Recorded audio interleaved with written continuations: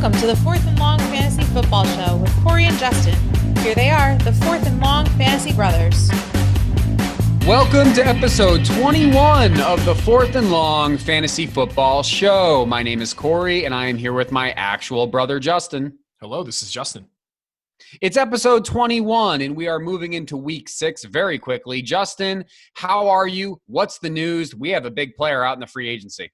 Yeah, Le'Veon Bell released by the New York Jets Tuesday night. They were floating rumors and news stories out there a couple days prior that they were getting ready to try to trade Le'Veon Bell and surprisingly cut him on Tuesday. So he officially becomes a free agent, can sign with any team in the NFL now. Obviously, we're not here, Corey, to speculate on where he's going to land. We'll have more reaction when we do know where he does end up. But he's going to make one running back situation a whole heck of a lot murkier here.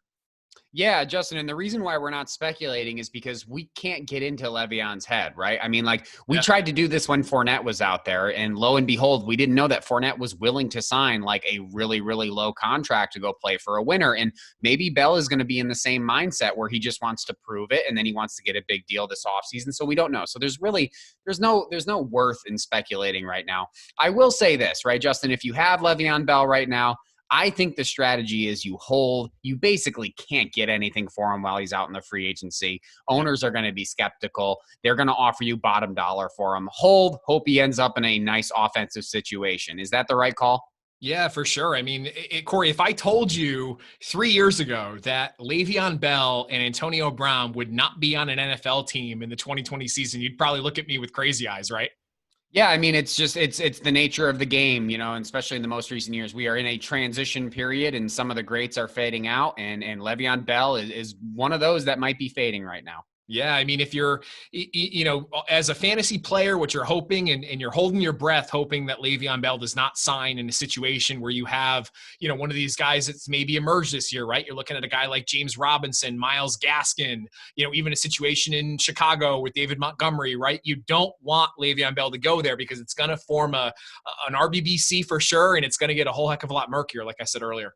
Yep, he's going to mess up somebody's situation. But, Justin, let's talk about some situations that already are messed up. And let's do our injury quick hits. And let's start with the one that was probably the hardest to watch. And that was the really unfortunate injury that took place with Dak Prescott. Yeah, gruesome injury. Watching it live, I had to turn away. They're saying an ankle compound fracture, 4 to 6 month recovery window. The good news is that he should be healthy and ready to go for the 2021 season. Andy Dalton will step in here, and we'll see how that impacts the pass catchers for the Cowboys offense.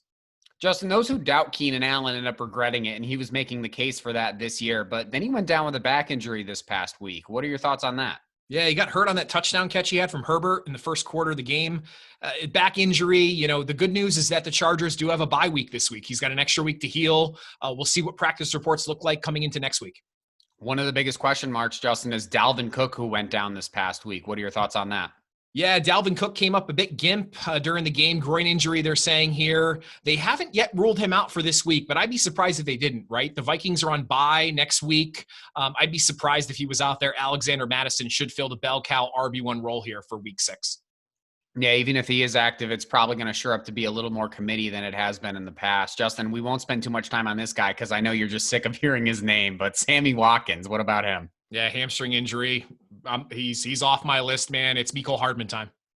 So, Justin, what about A.J. Green, who I thought was going to be a value this year, who ended up not being so much? He seems like he's cooked, isn't he? Yeah, A.J. Green came up gimp with a hamstring injury this week. It's all T. Higgins and Tyler Boyd in the Cincinnati passing game for the time being. Justin, the early season fantasy darling, Deontay Johnson, went down with a back injury as well. What can you tell us about his situation? Yeah, he didn't practice today. It's Wednesday. We're recording this. I would be surprised if he was out there this week. It'll afford Chase Claypool, the guy who emerged this past week, a few more looks. We'll talk about him in a few. Justin, there was a handful of guys coming into the season, guys like Michael Gallup and Terry McLaurin and DJ Chark that some people absolutely loved and some people absolutely did not want any part of. DJ Chark was one of those guys. He has had flashes of good moments this year, but now he's got an ankle injury. Yeah, too bad for DJ Chark. He hasn't really found his groove yet this season. It'll be interesting to see what happens. Monitor practice reports. If you have to pivot, maybe a guy like Laviska Shenault's a good pickup here. Maybe Keelan Cole. I don't know. Keep an eye on practice reports with DJ Chark this week. Any news on McCaffrey, Justin, and possibly coming back this week? Yeah, for those guys that own McCaffrey, you've been waiting for this week. They originally gave him a 4 to 6 week timetable to recover from the high ankle sprain. We're on that 4-week mark now. They're not saying anything yet on if he will be playing. You have to hope that they just hold him out until he is fully healthy. If he does not play this week, Davis should enjoy another week of RB1 usage. Justin, last week we were looking towards the future, and you wanted to talk about the Carolina passing game. I wanted to talk about Julian Edelman and how he really needed to show up. Well, we couldn't get any vision of Julian Edelman and what his future looks like because, well, the Pats didn't play, right? I mean, COVID struck there, and the Pats are now going to have to wait until week 6 until we see Julian Edelman get back on the field. But what can you tell us about what you learned from DJ Moore and Robby Anderson? Yeah, DJ Moore finally had a good game. He put up 100 yards and a touchdown, which was great to see. But, man, Robby Anderson continues to dominate targets. I think it's safe to say, man, that Robby Anderson deserves to be a wide receiver 2 from here on out. Yeah, I know some are already getting bold and are already putting him as a wide receiver 1. Is that too high for you, or do you think that the tide has shifted here in Carolina? Yeah, I can't quite get him up in that wide receiver 1 range yet. He sure is performing like one, though. I mean, I think he's a very strong, very solid wide receiver 2 until further notice. All right, Justin. Well, that's it with our latest news and our injury quick hits. With that being said, let's get to it. On today's show, all right, you guys know the drill. We continue our weekly format for you this week. Today, Justin and I will discuss a past, a present, and a future topic as we reflect on week 5, the week that was, and get you prepared for your week 6 matchups. Justin, why don't you get us started with a star in the making? Yeah, I wanted to talk about CeeDee Lamb, the rookie wide receiver for the Dallas Cowboys. Man, are we seeing the emergence of the next great superstar wide receiver? He looks really good out there, man. I mean, it'll obviously be interesting to see what happens with Andy Dalton now in the fold with Prescott out for the remainder of the year. It'll be interesting to see kind of how this offense evolves around Dalton. But, man, CeeDee looks like the real deal. One of the great stats that I read this week was that through first 5 career games since 1990, CeeDee Lamb is number 4 in terms of most receiving yards through their first 5 career games. He sits behind Anquan Bolden, Randy Moss, and Stephon Diggs. And then he's shortly followed up by Terry McLaurin, Terry Glenn, A.J. Green, Andre Johnson, and Amari Cooper. That is good territory, man. You look at those names, they all had close to Hall of Fame, definitely Pro Bowl-esque careers here. CeeDee looks like the real deal, man. He looks like he's a veteran already out in the field. Now, the other thing that I saw was that CeeDee Lamb is the second player ever to have at least 5 receptions in each of his first 5 career games, joining only Terry Glenn from 1996. Now, as I mentioned earlier, the impact of Dalton will be interesting to see, kind of see how that impacts the Dallas pass-catching game in general between Cooper, Gallup, and CeeDee. We'll see how that kind of that shakes itself out, but man, this guy looks like a bona fide stud. In my mind, CeeDee Lamb is a top 20 dynasty wide receiver, maybe even top 15 at this point, with some serious upside. The legend of number 88 for the Dallas Cowboys lives on. Yeah, I'll be curious, Justin, to see how this all works out. Obviously, Dalton throws sort of a new wrench into the system of seeing who's going to benefit. It's going to be tough. I don't know if we're going to be able to sustain 3 passing options in Dallas anymore with Andy Dalton, but who knows, right? We've been proven wrong before. Maybe the machine keeps on rolling. CeeDee has looked nothing if not impressive. I mean, he is a really, really talented young man. I think he is the guy to own for the future in Dallas. I still see, the surefire role, the consistent role seems to be Cooper. Other than last week, he's been the most consistent guy in the passing game. Last week was a little bit of a weird week. The Dallas Cowboys seem to want to run a little sort of trickeration in their offensive scheme this past week with ends arounds and the Philly special. But I would imagine, given the fact that it's going to be Dalton, they're going to want to go with old reliable. And I think for the Dallas Cowboys, and I use the word old loosely there, I think it's going to be Amari Cooper and CeeDee Lamb. I think it's time to fade Michael Gallup. Yeah, I mean, and kudos to this entire 2020 wide receiver draft class, right? I mean, this might go down if things continue to progress at the same steady pace they have been. This might go down as one of the best wide receiver classes in recent memory. You look at, CeeDee Lamb, Henry Ruggs, Justin Jefferson, Jerry Jeudy, Brandon Ayuk's even flashed slightly here. I mean, this is a talented group of young wide receivers. I'll be very curious to see not only CeeDee's development over the next couple of years, but really this collective wide receiver group. An opportunity Justin, has found itself this year with the injuries and everything else. And speaking of opportunities and injuries, there's none of that going on in the Ravens backfield. And so far, we have ourselves a three-headed committee. And when I use the word committee, I mean it when I'm talking about the Ravens. Not only are all these guys really frustrating to own, you have no idea who to start on a weekly basis. And sometimes even the startable Ravens running back isn't even all that great. I mean, Mark Ingram has been inconsistent if he's not getting touchdowns. J.K. Dobbins, they can't decide if they want to use him or not. Sometimes it's Gus Edwards who seems to be the most reliable guy on the field. What is going on, Justin, with these Ravens running backs? Yeah, I mean, we talked a lot about coming into the year how, J.K. Dobbins was really not going to be a factor in fantasy football until 2021. Now, don't get me wrong. He's looked incredibly electric on the field, right? He's averaging something like over 7 yards a carry, running the ball. He's catching the ball out of the backfield. He looks like a future stud. But with Ingram still there, with Gus the Bus still there in his way, it's just not going to happen in 2021. Now, I thought that one of these guys would emerge and be a pretty consistent, low-end RB1, high-end RB2, given the track record the Ravens running game has had over the last couple of years. But fact of the matter is that the Ravens are throwing the ball a little bit more this year than they were in years past. And it's resulted in less opportunities for this run game. And no one's really emerged so far, Corey. Yeah, no one has, Justin, and I think it might be time to potentially sell on those guys, or maybe you just can't get anything. Another guy that you might want to sell on is a guy that you want to talk about next, Justin. Is it time to panic about Zach Ertz? Yeah, I know. I'm concerned. I've never owned Zach Ertz up until this year, and I did invest in him in a PPR league. I thought I was getting, pretty good value in the end of the fourth, early fifth round. This guy was being drafted as kind of the, tight end 3, tight end 4, between Mark Andrews or so, right in that general area. But man, it has not happened this year at all with Zach Ertz. And the most concerning thing is the last 2 games, he's had no Goddard, no Djax, no Rager, no Jeffrey. In the last 2 games, he has 5 catches for 15 yards combined over those 2 games. Now, historically, right, you'd say, oh, that's a quarter of Zach Ertz's production or a drive of Zach Ertz's production. But, man, it has not been there this year. Now, Ertz has historically always dominated with strength, right? We've talked about the fact that he's been really getting bullied out there on the field. They're double teaming him with safeties, linebackers. He's just not getting the open looks. But historically, he's been able to overcome those double teams with his strength. But it just doesn't look like it's there this year for some reason. He looks slow. He looks like he's not really giving much effort. And maybe that has something to do with the fallout that he had with the Eagles front office back before the season started. We remember that he was looking for an extension, even though he still had time left on his contract, but he was looking to get extended because guys like Kelsey and Kittle had been extended before the season started.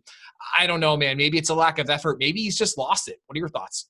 Justin, I think there's a real possibility that we're looking at a situation here where once the Eagles' weapons sort of get back on the field, Ertz is going to be a guy to own again. I think he's really going to be a valuable tight end. I think you're right. He's getting doubled on every single play. Why? Because he's pretty much the only option out there. I mean, some wide receivers are showing up, but even a really bad team is going to have some not so good talent rise, and they're going to need to, have guys that catch balls. It can't be Zach Ertz now because he's got hands in his face and he's double covered, triple covered sometimes. It's not enough to get this guy the usage that he should have, and defenses know that. So I would say hold off right now. I don't think it's time to panic on this guy yet. I think when Goddard gets back and we see Jackson get back and Jeffrey and Rager, I think when those guys get back into the fold, I think we'll see Ertz get some momentum and start to really gain back that tight end 1 stance that he had. But here's the problem, Justin. When is that going to be? Is that going to be 3 more weeks, 4 more weeks? And at that case, you're almost 2/3 of the way through the fantasy season. So at that point, that's really tough to stomach that you invested a high round draft pick in this guy. Yeah, it's definitely frustrating, right? I mean, you got him on what you thought was the cheap. You thought he was going to be one of the elite tight ends this year. It just hasn't worked out. You're right. Maybe stay patient. If you are looking for a tight end, it might make sense to buy low, buy him for pennies on the dollar at this point. I hear you. Yeah, he might be a guy worth buying. And Justin, I got to ask you, because I don't know what to think about this next guy.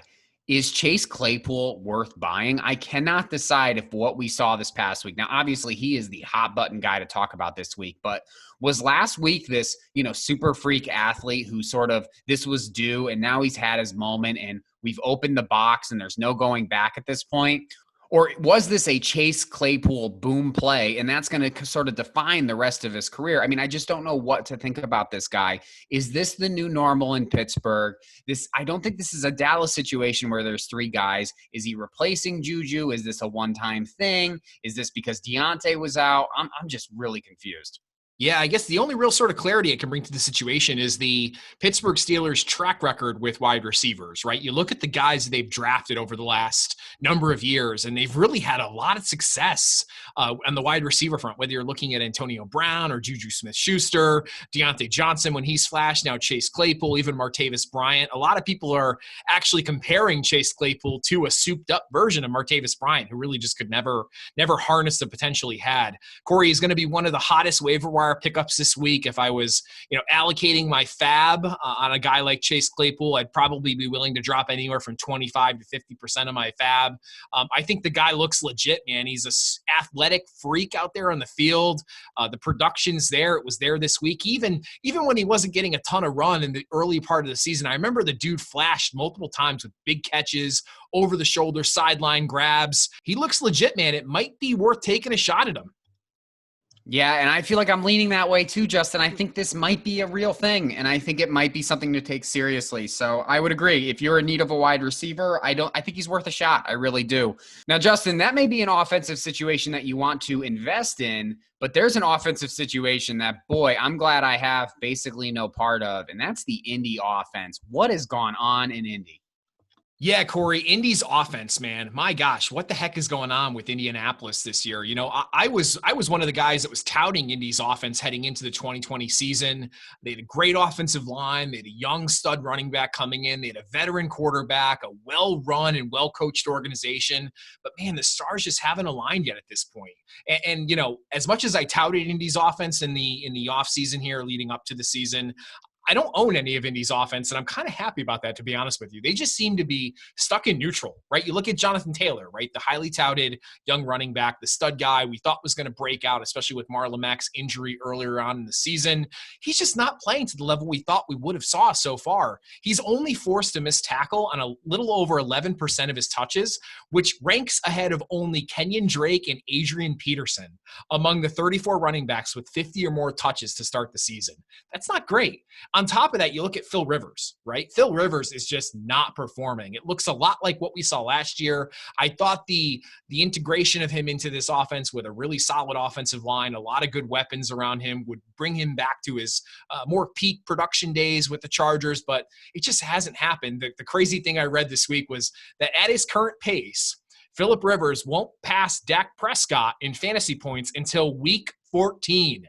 That's just crazy. It's only week 6 here. The other thing, too, is, Jack Doyle, I talked about him as a fantasy tight end sleeper that I liked a lot this year. He's pretty much worthless right now. I just don't know what the heck's going on with Indianapolis. Do they need a kickstart? Do they need to take Rivers out, throw Brissett out there, maybe get a little bit more continuity on the offensive side? I don't know, man. I'm not sure what the answer is. I'm not as bullish on Indy's offense as we stand here today, but, things could very well change, right? We have to remember there was no preseason, no offseason program for this offense. It could click at any moment. I'll be watching it here over the next couple weeks.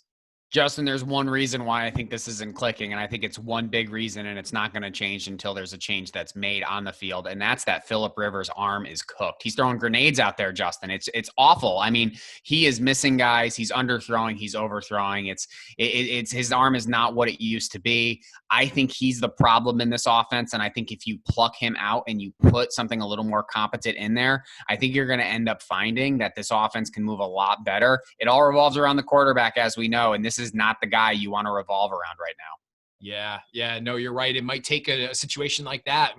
Head coach has come out and said he's not going to bench Phillip Rivers for the foreseeable future. If he continues to play like this, I don't see a reason why he shouldn't. So, Justin, you may have been wrong on the Indy offense, at least to start the season. Were we both wrong on another situation? Because, boy, we watched the Titans on Tuesday night, and wow, against the Bills, they looked pretty good. I dare say dominant. I got to say, I think we might have been on the wrong side of projecting this offense because so far, so good with Tennessee. Right now we have A.J. Brown, who just reemerged this past week, looked like a wide receiver one, put up wide receiver one numbers.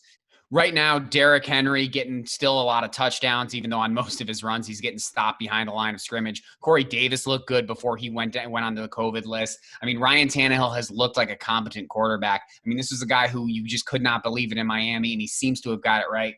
Kudos to the organization. Kudos to the system. But, Justin, is this a flash in the pan, or were we really wrong when it comes to the Tennessee Titans? Yeah, I mean, Tennessee looks good. I think Vrabel's done a great job of building a culture here that can be sustainable over time. You look at, Ryan Tannehill's emergence over the last year and a half with this offense. It's been encouraging to see, right? The Adam Gase effect, as we call it.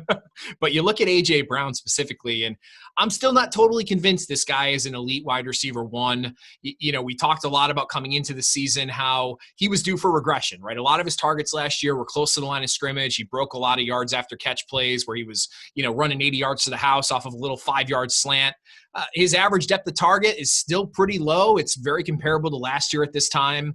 I'll be curious to see how it unfolds, right? You said that the offense looks like it's humming right now, and there's no denying that. A.J. Brown did look much healthier than he did week one. There's no denying that. I'll be watching it. I don't want to say that I'm totally wrong or that we were wrong on him yet. It's still too early, but we'll be watching it closely. So there we go, Justin. Our Week 6 show for the 2020 season is in the books. A lot of situations that we want to look at for next week, because next week we will continue our weekly seasonal episodes. We're going to recap Week 6 and get you ready for Week 7. It promises to be an exciting one. Please remember to subscribe and hit the bell. Download, follow, like, comment, whatever you have to do to show some support. I'm Corey. And I'm Justin.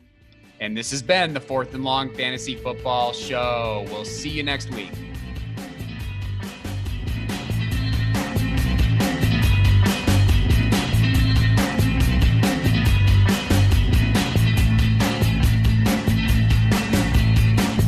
Royalty-free music courtesy of Ben Sound. The views and opinions expressed on today's episode are that of the 4th and Long Fantasy Football Show. Remember to like and subscribe.